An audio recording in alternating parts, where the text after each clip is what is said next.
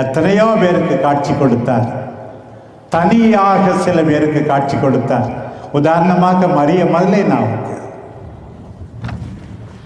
கொரிந்தியர் முதல் திருமுகத்தில் நாம் வாசிக்கின்றோம், ஆண்டவர் பேதுருவுக்கு வேறு தனியாக காட்சி கொடுத்தார் என்று. தனியாக காட்சி கொடுத்தார். மாதாவுக்கு காட்சி கொடுத்திருப்பாரா? நிச்சயமா கொடுத்திருப்பாருன்னு நான் நினைக்கிறேன்.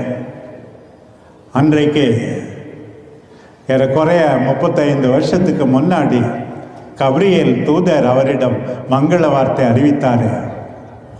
இந்த தாயும் கண்ணீர் விட்டு அழுது கொண்டே தான் இருந்திருப்பார்கள். அந்த சனிக்கிழமையும் அந்த ஞாயிற்றுக்கிழமையும் பாருங்கள், எத்தனையோ பேருக்கு காட்சி கொடுத்த ஆண்டவர் இவருக்கு காட்சி கொடுக்காமல் இருப்பாரா?